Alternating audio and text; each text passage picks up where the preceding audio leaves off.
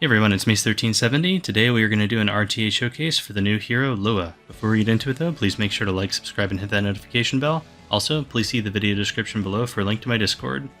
Alrighty, so Lua is out now and she's usable in RTA. She was banned a little controversially for the last bit of the previous season, but you can draft her now, so I'm excited to use her. I can show you my build and we'll go over her kit really fast, and then we'll look at some drafts and how you might use her.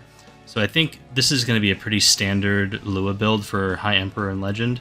There are going to be some speed demons that get her up to 310 speed, so that's a possibility to be aware of when you're facing her. Expect her reasonably between 300 and 310.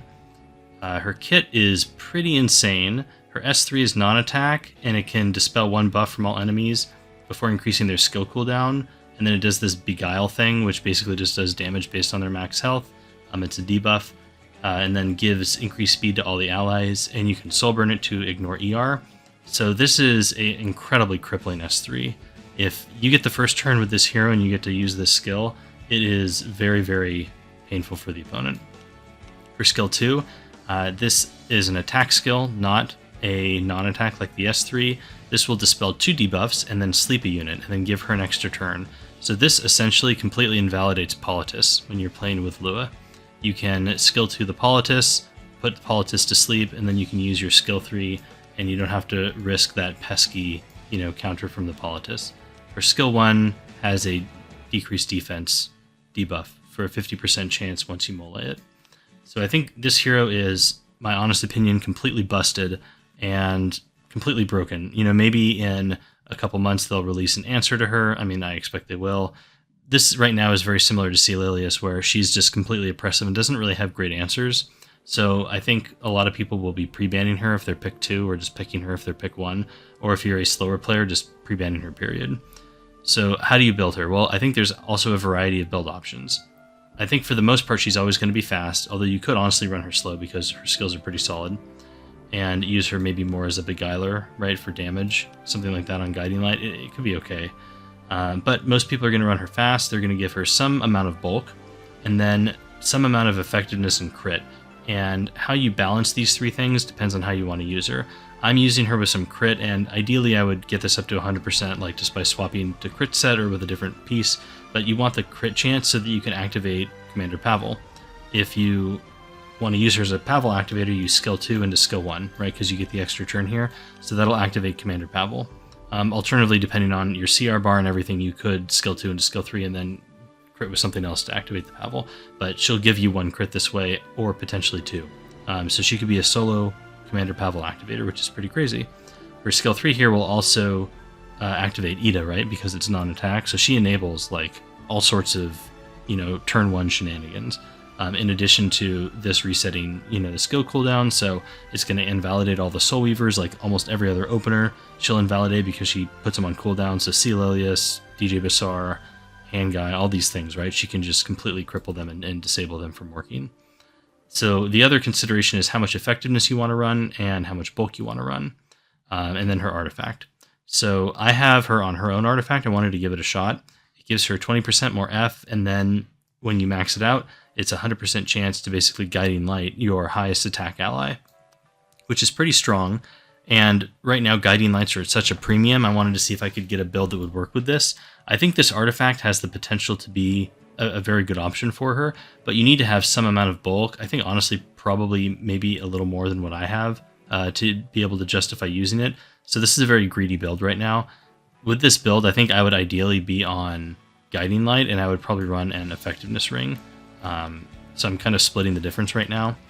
And that's another really annoying thing about Lua, is you can put her on Guiding Light, and then it's really hard to speed contest her, right, with units like Green Sid, because she's just hidden. But because Guiding Light is so premium, I'm going to give this a shot. So those are kind of your options. You can drop the crit and go more F, and go Guiding Light. You could, go a lot more bulk, drop the crit, and then use this artifact, and I think that'd be a very viable option. You wouldn't be a Commander Pavel activator in that case, but I think it'd be fine. So let's go ahead. I guess I can show her gear here really fast just so you have an idea of like the quality of speed gear on her. I think it's mostly 20s, maybe some 21s, and the 23 on the neck. So that's kind of like how to get her to 300. So the people that are 310 are going to be using like the 24 speed items and a few slots and stuff. So those are the real speed demons. let's go ahead and take a look at a couple RTA matches.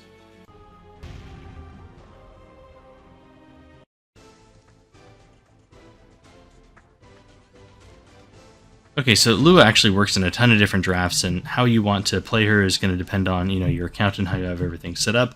So I don't think you have to really copy these exact pre-bans or what I'm doing, but it'll just give you some ideas how to use her. I'm going to pre-ban AOL and Bellion. AOL is obnoxious, against aggro drafts, so get her out of there. And then Bellion is really bad, I think, because she'll prevent me from using books, and Lua has amazing synergy with books. So he takes a first pick, hand guy, and I'm going to respond with Lua Spectre Tenebria. And I think right now he's already in a really bad spot because Lua counters hand guy really, strongly. And one of the only real ways to compete against Lua is to go over the top and take the first turn from her, but it's hard to do that when you've already taken hand guy. So he's going to take Destina and Arrowell. And again, this doesn't really help him because I can Soulburn Lua and reset Destina, and Lua's skill 3 will strip away Escort from Arrowell, which means that he won't have mitigation, right? There's no Aureus effect there anymore. So I think Arrowell is actually a pretty bad knight to take into Lua, specifically. If you wanted a knight there, maybe like Yolha or something like that would have been better. So now we need to decide what to do. I don't think I'm worried about the opponent speed contesting me at all anymore. They've taken 3 slow heroes, so we're going to take Charles. Yes, they could go double speed last. I guess I would ban an imprint then, and it would be a race, but it's difficult for them to take 2 speed units here because they haven't taken any DPS yet. So those units would also have to be like DPS heroes that don't just like die to Spectre or whatever I pick last, right? So I'm not really worried about them doing speedy stuff against me. So they're going to take a Senya. That's annoying. I've already taken my Pavel here, and so, here's something interesting. I wanted to take Pavel off of Guiding Light so I could use it on another hero, and that's what I'm going to try to do is, he'll be on Dux Noctis here, and then Lua can stealth him, right, because he'll be the highest attack hero. So I think if you're wanting to do the build on Lua where she uses her own artifact, I think the greatest synergy there is with Pavel, and it frees up a Guiding Light spot.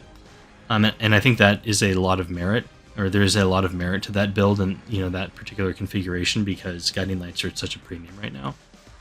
Let's see, so they take Apocalypse Ravi. Debating who I want to ban here. I'm going to take Strays, so this is another unit that's just going to delete, something on the enemy team. So I think we ban one of the Revive units. I honestly am not sure if it really matters which one. The APOC is probably tankier, so I guess maybe banning APOC is the best bet. You could also maybe make an argument for banning Senya, and then you just have to deal with APOC. But I'm just going to ban the Destina. He bans the Lua. Given his draft, I was pretty sure he was banning Lua. He doesn't really have a lot of other options. So we don't really have a reset here for APOC anymore, but I think that's okay. We can just try to delete her. Right, because we get Strays and Commander Pavel, so this is going to be just an epic amount of damage with Charles. Alright, so here comes Charles. He gets to attack buff and Sierra boost our team. Strays now can be built with even higher MCD compared to previously, because they, the most recent patch buffed him and lowered the requirement for him to get his full penetration on S3, which means that you don't have to stack attack as much, and generally speaking, you'll have higher gear score pieces with a mix of stats. Alright, so there's the S3, completely deleting some people and then activating Cavill. And now Cavill can skill 3, I guess probably the APOC. I don't want him to res. Here's, I guess, the problem with a non-Guiding Light Pavel is if they ban a Lua, then he's exposed, right? So we can go an APOC here. We have Dux Noctis, though, and he is max stacked, right, because of Charles and Strays. So that's a lot of damage. So I think a Dux will kill most APOCs. If you look at the damage there, it was a pretty hefty amount. Plus the fact that, APOC has several of the proof stacks taken off from the previous attacks. So that is the first game.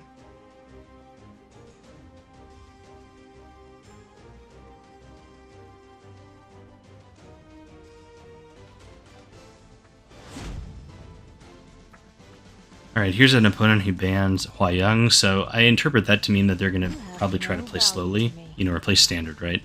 So we can take the Lua here.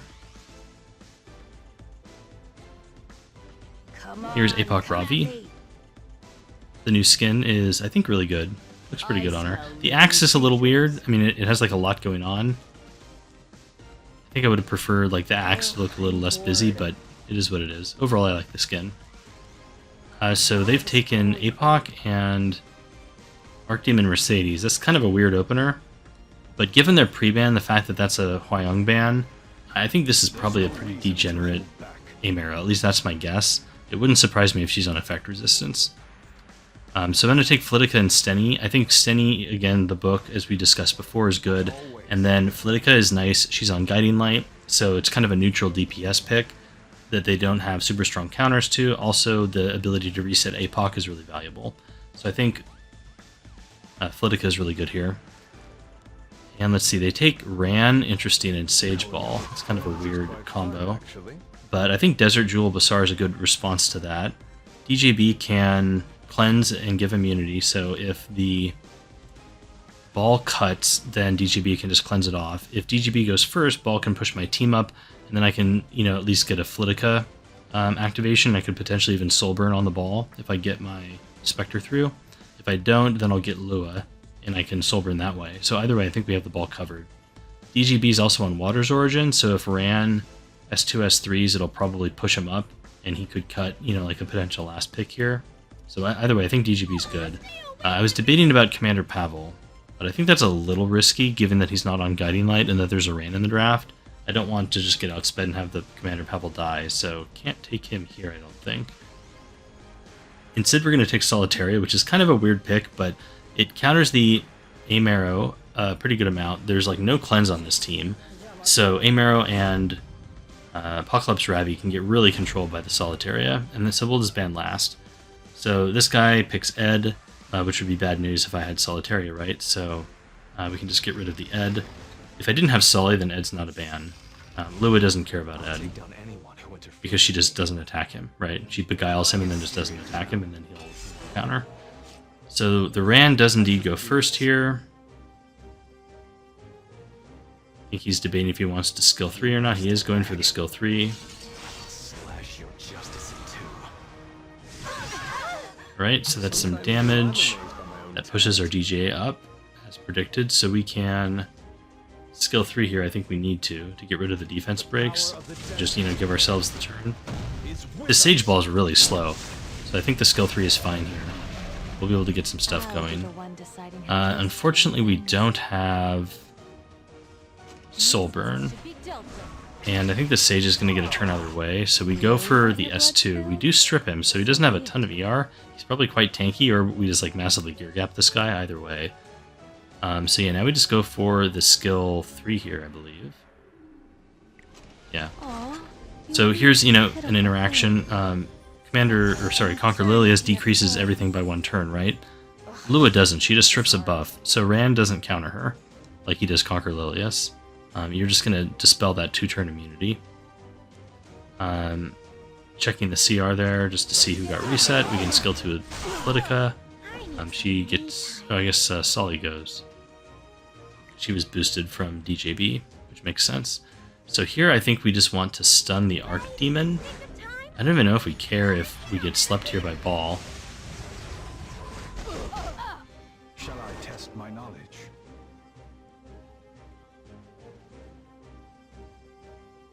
Because this team is pretty well controlled. And I think he got reset by the Lua anyways. So let's see. I think here we just reset APOC. Yeah, I think that's the right move. So give us skill null. We are going to be a little bit exposed here if this ball can, you know, pop us out. Oh, that's a counterattack, so that's quite annoying. Counter APOC is a little problematic for us.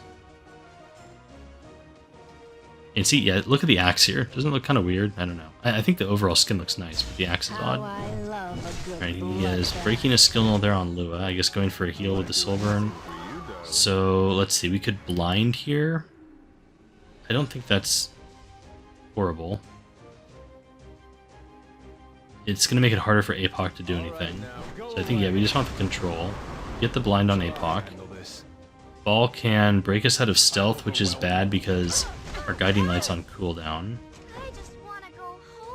So let's see. I think we just go for the APOC stun.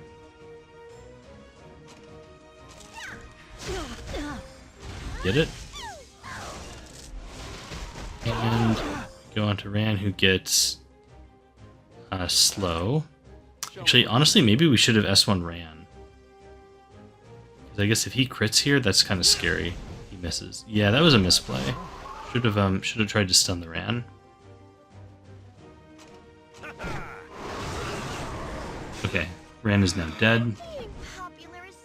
And at this point, Solitaria kind of takes over. We'll go on APOC here to get a higher stun chance. Go counter. That's not great.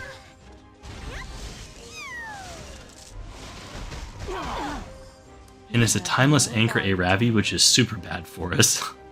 These Timeless Anchor ones are, I think, kind of greedy, but they really work out well for the opponent in these situations where you have to like repeatedly debuff, right? So we don't want to hit the APOC, we don't want her to cleanse the stun. We can just kill the aim arrow there. One less target we have to control. Go back into Guiding Light. So DJB can heal, so he can bring our Flitica back, I guess, from the brink of death. Going for S3 on DJB, it's like 8k, but it's not going to kill. Will I do anything for you, darling? I'll be the one And yeah, we just heal there. Let's see. Hitting the APOC is probably... It's tempting to defense break, but... actually, no, she's about to take a turn. Never mind. We don't do that. Okay, everyone's stunned here. So here, I guess we just Soul Burn and push her back. This way, even if she cleanses the stun, we get a bunch of opportunities to re-control her.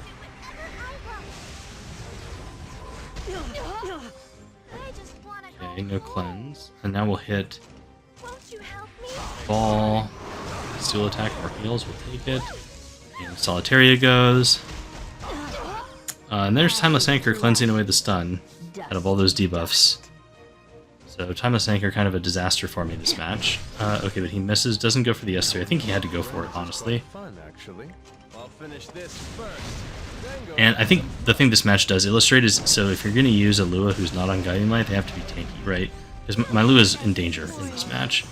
So I think optimally give her more bulk for that build.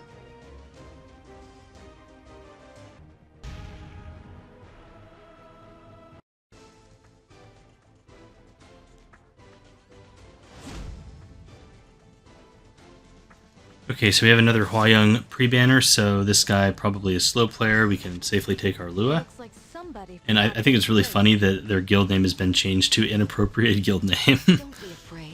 Wonder what it was before. Okay, so they take Destina and APOC Ravi in response to Lua.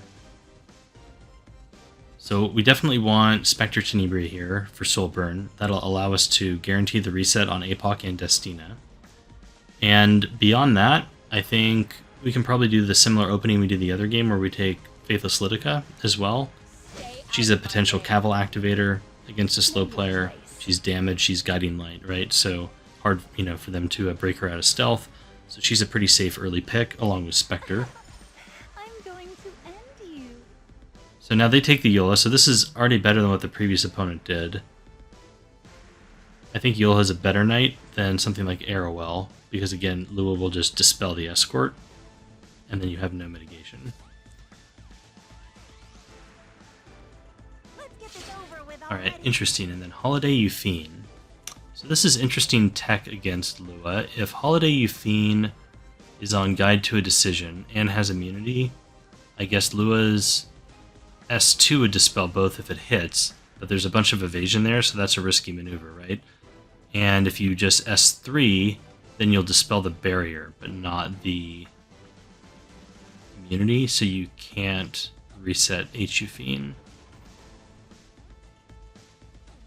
So H-Euphine is actually not a horrible response to Lua.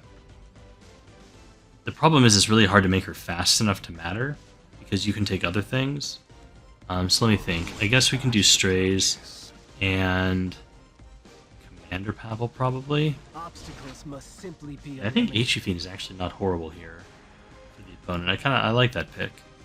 What else could we have taken? I mean, I guess you can always take something like Ran, but again, you're going to run into the problem of what if you don't hit the H-Euphine?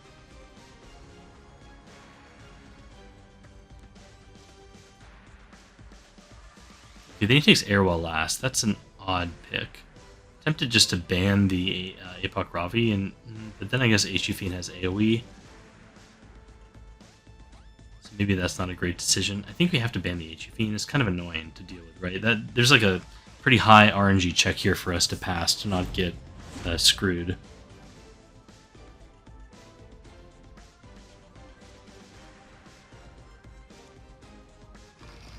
So Fiend is gone. I mean, I guess we could skill 2 something, then S3, and then only S3 on Faithless Litica, and then that way we don't touch the Fiend, we don't boost her, and then that'll boost Strays, and then Strays goes. So that's a possibility. I'm debating here who I want to use S2 on. I don't think it matters a ton for the first 3 heroes, so we'll just use it on Airwell to strip a bunch of those buffs. So now we can skill 3. And I guess Airwell could be okay into Fiend if you give her immunity and like another buff or something, then it's hard to get rid of Escort, but you see here we did, right? So we soul burn, so there's Beguile on everything, so that's damage. That's the other thing that's so ridiculous about this hero is not only is she an opener that enables everything and has no significant counters in game other than outspeeding, but she also adds damage. And it's damage based off of max HP, so it's extra good into units like Apoc, which is what they're going to want to take into you, right? They're going to want to tank down if you're trying to be aggressive into them. Either way, okay, so we can go into the Apoc here. Now we just do Strays. So Apoc is reset, the team is reset because we soul burned Lua. We'll kill something with Strays here. I guess we're killing Yola. Goodbye. Apoc can S1. And now we have Spectre, so we can just probably kill Destina. We have to kill one of these revives, right?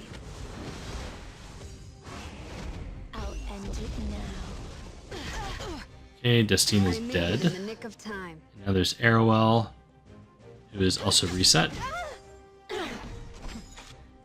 So we can go into Apoc Ravi here and try and defense break her. We don't, but we get a dual attack, so I'll take it. This is hard. And now I think we go into Apoc to blind her. It's going to make her, have a hard time using skill 3. We have a Strays here, who's in stealth, pretty cool. Thank you to Lua's artifact. We can just, I guess, soul burn. This will kill. And now it's just Apoc, who is blinded.